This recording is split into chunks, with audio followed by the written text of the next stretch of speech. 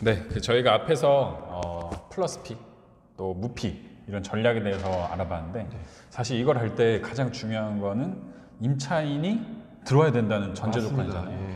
근데 사실 저도 집을 이사를 몇 번 다니고 있는데 결국에는 이 집을 들어갈 때 많이 보는 게 인테리어거든요. 그렇죠. 근데 이제 꿈공장님이 지금 하시는 여러 가지 일 중에 하나가 또 인테리어 사업이잖아요. 네, 맞습니다. 인테리어에 대한 어떤 조회나 네. 경험이나 네. 분명히 노하우가 있으실 그렇죠. 텐데 네. 요거에 대한 설명 좀 부탁드립니다. 그렇죠. 네. 지금 저희가 투자하는 아파트들이 네. 신축을 투자하지는 않습니다. 왜냐하면 거품이 많기 때문에 네.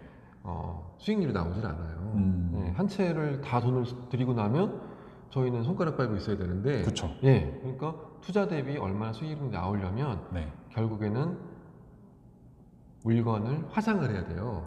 네, 메이크업을 시켜야 되는데 네. 그 메이크업을 어떤 방향으로 가느냐에 따라서 수익률이 결정된다고 할 수 있겠어요. 그렇죠. 네, 그 인테리어가 보통 두 가지로 알고 있거든요. 실제 내가 쓰는 거랑 그렇죠. 또 누굴 주는 거. 맞습니다. 이런 것도 차이가 있나요? 맞습니다. 인테리어 크게 두 가지인데요. 네. 지금 대표님께서 말씀하신 대로 네. 내가 사는 실거주용, 네. 그다음 임대용으로 나누거든요. 실거주용은 내가 살 집이니까 내 개성대로 네. 내가 고급 자재로 공을 들여서 그쵸. 원하는 방향으로 하고 싶은 거예요. 나만의 집을 꾸미고 싶잖아요. 그렇게 하는 게 당연한 거고요. 그쵸. 임대용은 타인에게 네. 많은 사람들이 공감할 수 그렇죠. 있는 자재. 사람들에게 네. 임대를 줄 때 네. 목적 있게 그쵸. 목적 있게 전세는 월세가 잘 빠지게 하는 목적을 맞추면 되는 겁니다. 네. 제가 이제 아시는 분이 인테리어 하시는데 여의도에 인테리어 지금 공사하는데 2억 들어간대요. 그래서 제가 물어서 왜 이렇게 많이 쓰니까 아파트 값이 24억이에요 이러더라고요. 네, 이해됩니다 이러더라고요. 네, 맞습니다. 근데 이제 대리석 깔고 뭐 네. 다 바꾸고 샹들리에 달고 네, 하는데 맞습니다. 임대용을 그렇게 하진 않잖아요. 그죠? 맞습니다. 임대용하고 이제 대표님은 임대용 아파트, 저희가 하는 건 임대용인데 맞아요. 중점이 뭘까요, 임대용은? 그렇죠. 네. 임대용의 중점은 너무 저렴하게만 하면 네. 임대가 나가지 않고요. 네. 그다음에 과한 가격을 책정하면 수익률이 좀 떨어져요. 그래서 그거를 적절하게 하는 게 중요한데 우선 예산을 세우셔야 돼요. 그래서 나는 이 평형 아파트에서 네. 얼마 정도 예산을 드리고 요 안에서 하겠다. 네. 그래서 뭐 제가 가격을 얘기해도 드려요. 네네네, 괜찮습니다. 뭐 뭐 24평, 가장 평균적인 거? 네, 24평이면 방 2개? 3개인가요? 그렇죠. 보통 뭐 5구 제곱이라고 5구 제곱. 24평형을 네. 많이 하거든요. 국민평형? 네, 그렇죠. 뭐 22평도 있고 하는데 가장 많이 임대를 하는 24평에 방 3개짜리 같은 경우에 샤시를 제외하고 네. 원수리를 하면 도배, 장판, 화장실, 싱크대, 싱크대. 뭐 조명, 네. 뭐 기타 필요한 것들이 들어가면 뭐 도우라까지 다 해서 네.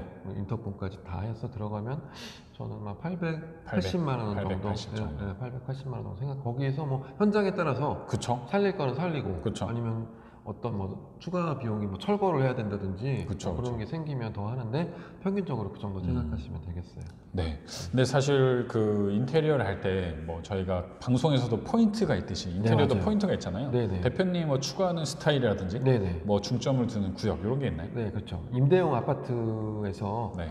포인트 말씀하셨는데 중점을 두는 항목이 두 가지가 있어요. 네. 그게 욕실하고 욕실, 화장실하고 화장실. 주방이에요. 예. 왜 그 저기 포인트를? 예, 이게 임대를 들어오든 전세 월세를 나가든 집을 선택하는 결정권자는 그 가정에서 네.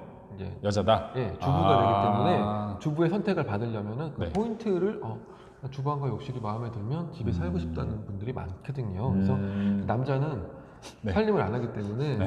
살림을 하는 게 남자라면 남자 결정해야겠죠. 네. 남자는 안방만 좋으면 돼요. 잠만 거의 그러니까 많이 자기 거꾸로 때문에. 남자도 주부가 있는데 그럼 네. 남자에 맞춰야겠죠. 그러네요. 그러니까 많이 사용하는 사람의 성향에 따라서 집을 결정하게 되는 거거든요. 그러니까 맞네요. 너는 집에서 하는 일이 뭐냐? 그쵸. 너는 뭐 그냥 출퇴근하는데 1시간 왔다 갔다 해라. 그쵸. 차이 있고 공감합니다. 그런데 뭐 저기 월급 많이 갖다 준다고 왜 결정을 하냐? 네. 공감합니다. 이런 말 있잖아요. 세상을 움직이는 건 남자고 그쵸. 남자를 움직이는 건 여자다. 네, 그건 어쩔 수가 없어요. 네, 그쵸. 그러니까 뭐 저기 안방마님이 네. 원하는 집을 살아야 된다면 사는 거고요. 그쵸, 저는 그쵸. 뭐 내가 할 수 있는 뭐 임차를 가든 집을 사든 네. 이 가격대에서 집을 정해야 되기 때문에 그쵸. 네, 직주 근접하는 데서 살면 좋겠죠. 그런데 나는 30분 거리 이 정도 이 정도 비용에 지불할 텐데 그럼 거기 안에서 맞춰서 구해야 되는 거거든요. 그 중에 그렇죠. 임차인들도 최상의 조건의 집을 구하기 때문에 저희는 그 타겟팅을 거기다가 놓고 해야 되는 거예요. 그렇죠. 왜냐면 저희는 은행에서 대출을 많이 받기 때문에 네. 이자를 많이 내야 돼요. 길어질수록 전세 갭 투자가 아니기 맞습니다. 때문에. 예. 그래서 이자를 줄이기 위해서 임차인을 다른 분들보다 빨리 맞춰야 되죠. 맞습니다. 그러려면은 네. 그 뭐냐 우위가 네. 인테리어다. 네, 그렇죠. 이 집에 살고 싶다는 느낌이 팍. 마음이 네. 꽂히게. 그리고 공인중개사도 자신 있게 보여줄 수 그렇죠. 있죠. 네. 네, 그래서 처음부터 우리 집을 보여주진 않고요. 아, 두세 번째. 시나리오가 있어요. 아, 이거 공개해도 돼요? 그냥 네. 아니 뭐 그쵸. 저기 근데 세입자분들은 네. 뭐 이런 거 잘 안 봐요, 생각보다. 네. 네. 그러니까 사기가 아니라 네. 그냥 평범한 집을 보여주고 네, 전략이에요, 전략. 네, 보여주고 이제 베스트인 집을 마지막에 보여줘서 계약을 유도하는 방법이 있고요. 아니면 귀찮으니까 거꾸로, 이거 쓰세요. 네. 거꾸로 좋은 거 가장 보여주고. 보여주고 네. 뭐 그다음 거 보여주면 당연히 처음으로 가겠죠. 노하우네요, 노하우. 네, 그게 상황에 따라서 좀 달라지겠죠. 그럼 이제 꿈공장님 말씀하시는 거는 주부를 겨냥해서 욕실과 주방 좋은 거 하고 맞습니다. 뭐 벽지나 도배는 그냥 뭐 중급 정도 써도 이제 그게 가격을 맞춰야 되니까 네, 맞아요. 그 정도를 좀 추천하신다는 네, 거죠. 그렇죠. 그러니까 포인트는 네. 실거주와 저는 품질이 거의 차이 없는. 저희 뭐 주방 같은 경우에는 한샘 자재를 써요. 아니면 브랜드 뭐 LG 하우시스나 뭐 브랜드급을 쓰고요. 네. 그다음 화장실, 욕실도 옵션이나 들어가는 자재들은 저는 아낌없이 사용을 합니다. 한샘 써야죠, 한샘. 화장실은 너무 예쁘죠. 부구용품이죠, 부구용품. 스칸디아의 느낌이죠. 그래서 욕실과 주방은 네. 집의 가치를 높여주고 일회성 뭐 2년 있다 망가지는 걸 쓰면 절대 안 돼요. 그쵸, 그쵸. 장기적으로 네. 사용하는 곳이고 이런 내구성이나 스타일까지 고려를 해서 네.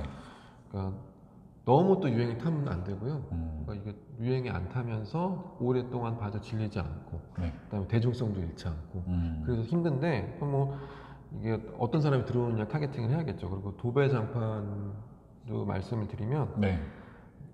기타 공사는 네. 욕실과 주방을 제외한 나머지 공사는 되게 가볍게 가셔야 돼요. 왜냐면 라이트하게. 전체 금액 맞춰야 네, 되니까. 그러니까요. 뭐 2천만 원 할 수 없잖아요. 맞습니다. 네. 그러니까 뭐 수익률이 안 나니까. 제가 뭐 여담을 말씀드리면 처음에 아무것도 모르고 인테리어 상담을 하러 갔다가 저는 500만 원을 생각했는데 거기서는 평당 100만 원 얘기를 하더라고요. 그럼 20평이면 24평 2,400이요? 예, 아파트가요? 예, 아파트가요. 예, 그걸 자기는 싸게 준다고 얘기를 하는데 저는 어떻게 반셀프를 해서 어떻게든 아껴보려고 했는데 그쵸. 투자자인데. 예, 안 되겠더라고요. 그래서 그래서 좀 쫓겨난 경우가 있는데 그렇죠. 인테리어 사람이 이 무슨 이 가격에 하냐고 이러겠죠. 그러니까 본인이 어떤 능력이 돼서 네. 그러니까 셀프 시공을 하고 그렇게 하면 사실 많이 줄어요. 맞습니다, 근데 맞습니다. 이게 잘못했을 때 이게 집이 마루타가 아니거든요. 그쵸. 그러니까 그리고 시간도 너무 많이 흘러가잖아요. 그래서 어떤 잘못했을 경우에 거기 또 공실 그걸 다 복구해야 되고 그 주변에 소음 나고. 소음. 그러니까 여러 가지 리스크를 레버리지를 쓰셔서 전문가한테 맡기시는 게 가장 좋습니다. 두 번 공사를 안 하고 자기가 한번 해보고 싶으면 자기 집을 먼저 해보세요. 네. 잠깐 친척네 집에 가족들 보내놓고 그렇죠. 화장실부터 뜯고 네, 다시 하고. 저는 맞네요. 그것도 방법이네요. 어떤 바로 자기가 출퇴근 가능해서 이거를 할 수 있다는 열정이 있으시면 모르겠는데 뭐 리스크까지 감안하시면 모르겠는데 그렇지 않다면 안전한 데 맡기시는 게 비용 차이를 따져보시고 이 정도 비용은 지출해도 된다. 그다음에 에이스까지 생각하시면 그러니까 그렇게 믿을 만한 업체에 맡기시는 게 그렇죠. 사실 뭐 보통 저도 인테리어를 많이 해봤는데 그렇게 아파트 단지 내 상가에 인테리어 업체가 꼭 한두 군데씩 있어요. 근데 그 사람들이 거의 다 잡고 있죠. 그러다 보니까 스타일도 비슷하고 가격도 조정을 못해요. 거의. 네, 맞습니다. 왜냐면 아니 옆집 이렇게 했는데 내가 어떻게 싸게 줘 이러는데 스타일도 다 비슷하니까 세입자들이 와서 특별히 골라야 될 이유를 모르죠. 그렇죠. 근데 이제 외부에서 많이 들어왔을 때 가격도 싸고 조건도 좋은데 당연히 스타일도 좋죠. 근데 맞습니다. 이제 이 뭐 내부에 있는 분들이 저런 데 쓰면 AS 안 해준다.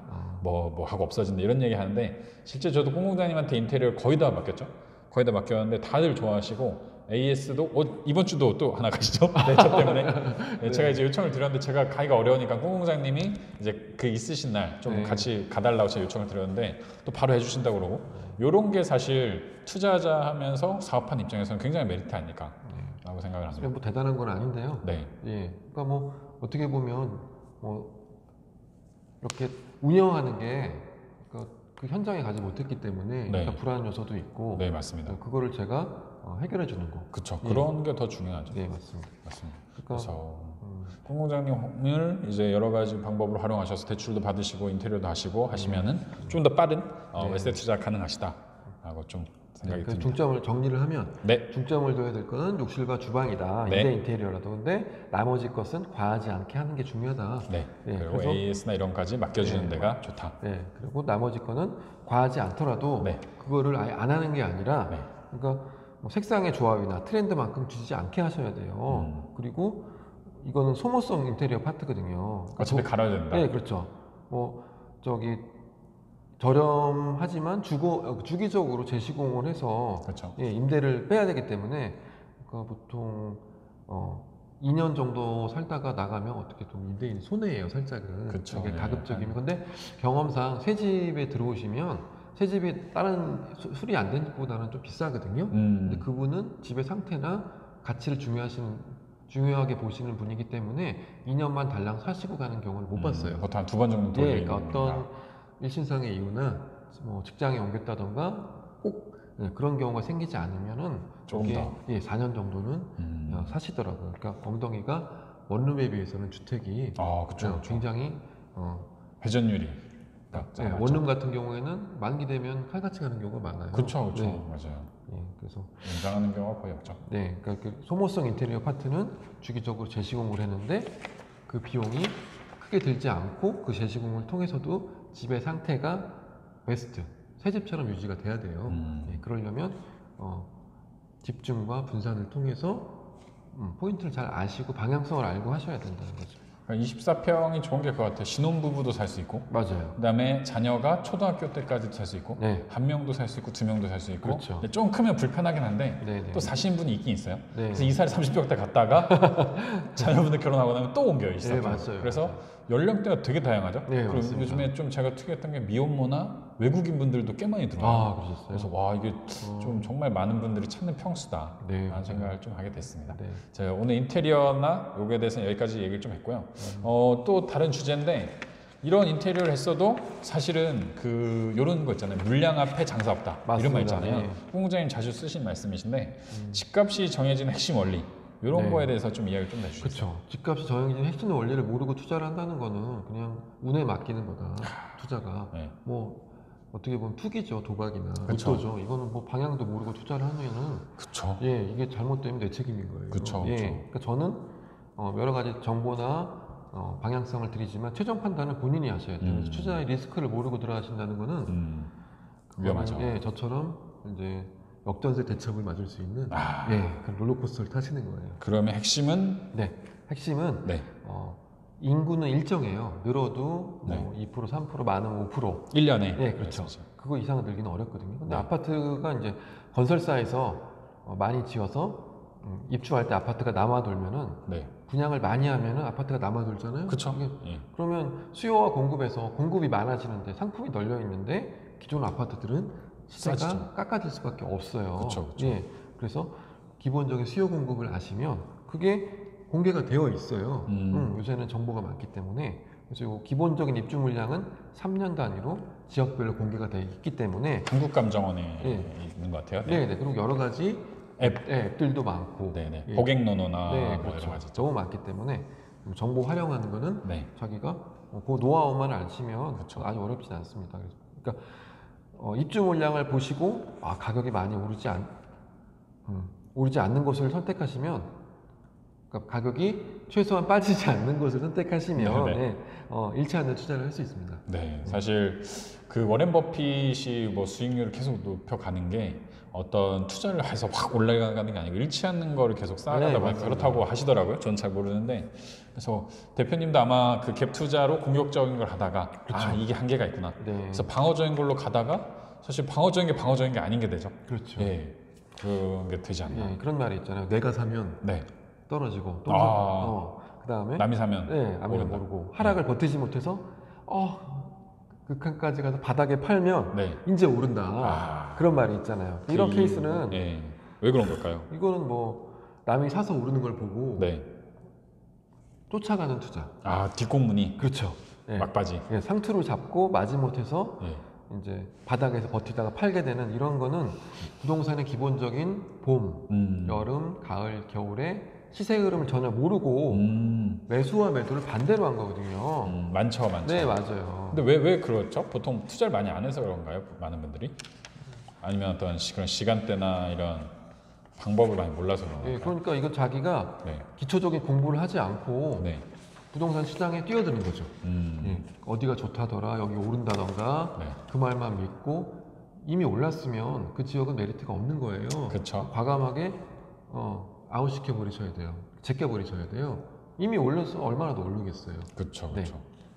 그런 거를 좀 판단할 수 있는 기준 중에 하나가 제 요즘에 드는 생각인데 어떤 지역에 딱 어떤 강사가 말해요. 그랬을 때 갔는데 눈앞에서 매물이 막 없어져요. 아, 그렇죠. 그러면 그땐 사야 돼. 그땐 사야 돼. 그렇죠. 근데 딱 그것이 한 2, 3주도 안 가거든요. 네. 2, 3주 지나면은 그쵸. 끝이에요. 예, 수도권이 지금 그런 식인가요? 불장이에요. 아, 몰랐어요. 수원이나 이런 데 말씀이신가요? 수원 지금 정부에서 공식 지정한 투기 조정 유지고. 예, 그건 뭐 정부에서 이 지역이 오르니까 사라. 빨리 사라. 빨리 사라 이렇게 알려준 지역인데. 아니, 진짜 눈앞에서 없어진 매물들 보면은 맞습니다. 그건 거의 꼭 사야 돼요. 예, 그렇죠. 그래서 초기 투자자가 있고 네. 그다음에 중기. 예, 그렇죠. 그러니까 초기 투자자가 그러니까 뭐 그렇게 투자하시는 분이나 빠르신 분들은 요새 흐름이 빨라서 네. 1차적으로 선진입하시는 분들, 네. 선진입하시는 분들은 그 다음에 직장인 투자자가 오길 기다렸다가 그분들의 물을 던지고 나가세요.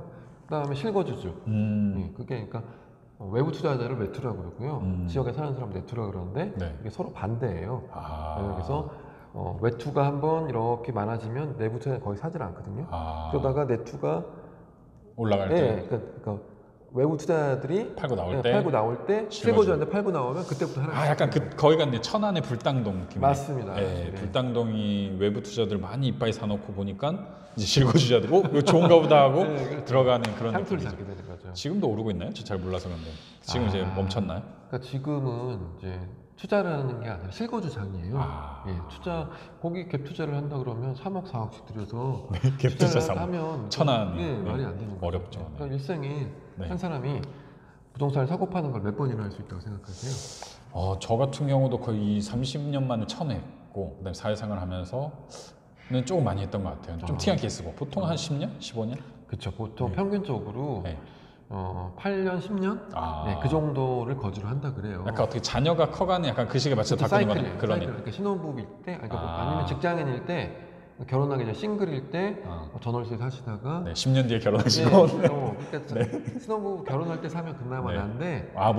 매매가 안 됐을 때. 그 전세나 월세 들어가서 사시다가 이제 아이가 어떤 학교를 들어가거나 좋은 학군으로 또 가고 싶으니까. 그때부터 집을 사는 거를 한번 고려를 하시더라고요. 전세 옮겨 다니 2년마다 거주 불확실성 때문에 옮겨 다니는 걸 힘들어야 하시고 그때부터 집을 사는 걸 한 번씩 고려를 하더라고요. 그런 또 사이클도 알아야 그렇죠. 뭔가 또 이런 집값 정해진 핵심을 알겠네요. 그래서 8년에 한 번, 10년에 한 번 사시기 때문에 일생에 30대 이후에 사신다 그러면 5번을 사기가 어려워요.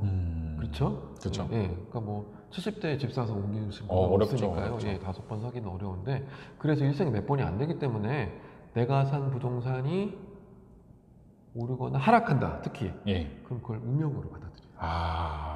운명을 받아들이고 난 부동산 투자하면 안 되는구나. 그래서 그 부동산 투자하는 멀어지게 되는 거죠. 다 사기꾼이야. 중개사는 다 사기꾼이야. 이렇게 가는 거군요. 혹은 초반에 공부 없이 그냥 대세상승장에 들어왔다가 수도권이나 서울을 샀다. 근데 이게 2배가 됐어요. 운명을 받았는데. 그럼 나는 그쵸, 진력이 있어. 나는 이게 내 능력으로 샀다고 생각을 하는 거예요. 자만해서.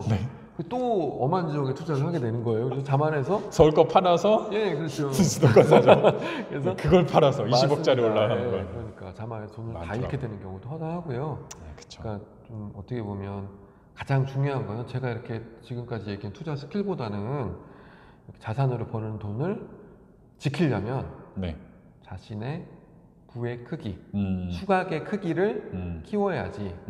제가 리스펙하는 김승호 회장님이 말씀하신 거거든요. 수각 이론이라고. 수각. 그래서 부의 크기를 먼저 키우는 것이 우선이 돼야 되고 이걸 통해서 롱런하게 되는 것이 가장 중요합니다. 그렇죠. 수각이 제가 알고 그거죠. 절에서 뭐 떨어지는 어떤 맞습니다. 물방울의 네, 크기 맞습니다. 그거가 네. 이제 받을 수 있어야 돼요. 네, 자기가. 생각의 비밀이라는 네.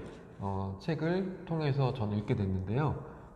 절에서 지금 얘기하신 것처럼 네. 장 대표님 말씀하시는 그 돌이 네. 수각이 사이즈가 여러 개거든요. 맞습니다. 근데 그게 마르지 않는 물처럼 계속 나온단 맞아요, 말이에요. 맞아요. 예, 근데 홍수 때나 가뭄 때나 계속 물이 고여 있는 것은 들어오는 양보다 나가는 양이 적기 때문에 항상 일정하게 나온다는 거죠. 네. 그래서 그 수각이 결국엔 자산이에요. 네.